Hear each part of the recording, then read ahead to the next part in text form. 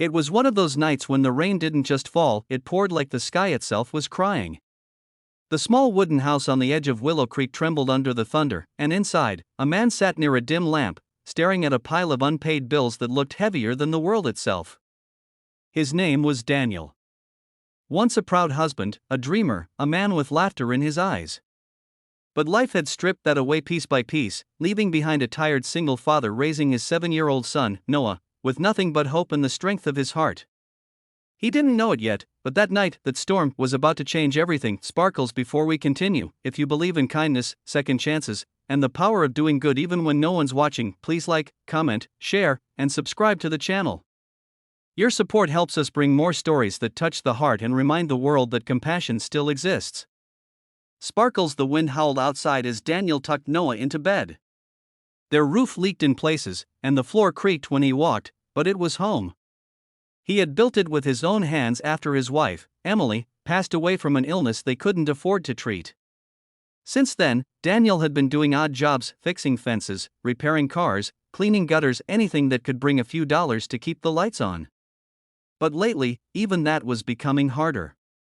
Work had dried up, and winter was approaching fast. As he sat near the fire, trying to warm himself, a faint knock came at the door. At first, he thought it was the wind. Then it came again, louder this time, desperate, urgent.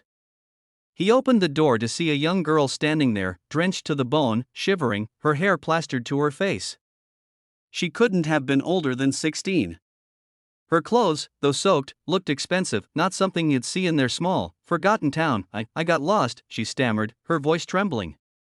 My car broke down a few miles away. I didn't know where else to go. Daniel hesitated. He had nothing, barely enough food for himself and Noah, but the sight of her freezing in the rain broke something inside him. He stepped aside, motioning her in. Come on, you'll catch your death out there. He handed her a towel, one of the few they had left, and lit another piece of firewood. The warmth slowly returned to her cheeks. Her name was Lily. She said she was traveling to visit relatives but had gotten lost in the storm. Daniel didn't ask too many questions. He knew what it felt like to be lost, not just on the road, but in life. He gave her some soup, the same thin broth he and Noah shared every night. Noah, innocent and curious, smiled and offered her his blanket. That small act of kindness made Lily's eyes well up with tears. She hadn't told them, but she hadn't felt warmth or love like this in a very long time. As the night went on, the storm raged harder. The power went out, leaving only the flickering light of the fireplace. Daniel sat across from Lily, his face calm but weary. She noticed the way his hands were rough, calloused from work. She saw the faded photo on the wall, a woman smiling beside a younger Daniel, holding a baby. Your wife? She asked softly. He nodded, his gaze distant. Yeah. Cancer. Took her when Noah was 3. Lily's eyes softened. She looked at Noah, sleeping peacefully on the couch, his little hands clutching a toy car that had clearly been mended many times. Daniel followed her gaze and smiled faintly. He's the only thing keeping me going. Some days, I think he's the only reason I still get up in the morning. Outside, the storm began to quiet. Inside, something else stirred, a quiet connection between two souls from different worlds, both carrying unseen burdens. When morning came, the sunlight filtered through the cracks in the curtains. Lily insisted on helping Daniel make breakfast, pancakes, though they had only a little flour left. She laughed when she flipped one too soon, and Daniel couldn't help but smile. It was the first real laugh that had come from that small kitchen in months. For a few hours, it felt like life wasn't so cruel, but when Lily looked out the window and saw her car being towed by a passing police truck, panic crossed her face. She quickly thanked Daniel and said she had to go. Daniel didn't stop her, though something in his heart ached as he watched her leave. She turned back once and waved, her eyes glistening. Thank you for everything, she said. That afternoon, Daniel went back to searching for work. He fixed a neighbor's fence for $10, then came home to find a small envelope taped to his door. Inside was a note and $2,000 in cash, for your kindness. For reminding me what love still looks like. He stood there in disbelief. His hands trembled. $2,000. That was more than he made in months. But more than the money, it was the note that broke him. For the first time in years, he cried, not from pain, but from something else. Gratitude. Hope. A days passed, then weeks.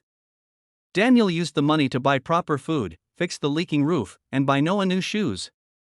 He didn't know where Lily had gone, but he prayed she was safe. Then, one morning, a sleek black car pulled up outside his home. Two men in suits stepped out, followed by a woman who looked like she'd stepped out of a magazine, elegant, composed, and familiar. It was Lily, but now she looked entirely different. Her hair was neatly styled, her clothes polished. Noah ran out to greet her, shouting her name in excitement.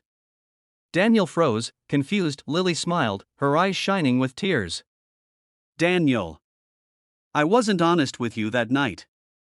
My father owns Collins Industries. He's Robert Collins. Daniel's jaw nearly dropped. Robert Collins was one of the wealthiest men in the state, his face often on TV, his company name on every major building in the city. You mean, the billionaire? Daniel asked in disbelief. She nodded. Yes. But that night, I wasn't his daughter. I was just a girl who got lost, and you helped me when you didn't have to. Before Daniel could respond, another car arrived, a black limousine. Out stepped a tall man with silver hair and a commanding presence. Robert Collins himself. He looked at Daniel with quiet humility. Mr. Daniel Miller, he said, his voice deep but kind. My daughter told me what you did. In a world where most people would have turned her away, you opened your home. You saved her from that storm, and maybe, from herself. He paused, emotion in his eyes. I owe you a debt I can never fully repay. Daniel didn't know what to say. I didn't do it for anything in return, he murmured. Robert smiled faintly. That's exactly why it means so much. In the days that followed, everything changed. Robert offered Daniel a permanent job managing maintenance at one of his companies, a stable, honest position with benefits. He even arranged for Noah's schooling to be fully paid for. Daniel tried to refuse at first, but Robert insisted. Consider it a thank you, not just from me, but from a father who nearly lost his daughter. As time went on, Lily and Noah became inseparable friends. She visited often, not as a billionaire's daughter, but as the same kind-hearted girl who once sat by their fire, laughing over burnt pancakes. And Daniel, he found something he thought he'd lost forever: peace. He began to believe again that maybe life wasn't about what you had, but what you gave, even when you had almost nothing. Months later, Daniel stood outside his small home, now freshly painted, with Noah playing nearby. The air was warm, the sky clear. He looked at the horizon and whispered softly, Emily, I hope you're seeing this. He smiled. We're okay now. The sound of laughter filled the air as Lily and Noah chased each other through the yard. Daniel closed his eyes, letting the sun warm his face. The storm that once drowned his world had passed, and in its place came light, sparkling heart. If this story touched your heart, please like, comment, share, and subscribe to our channel.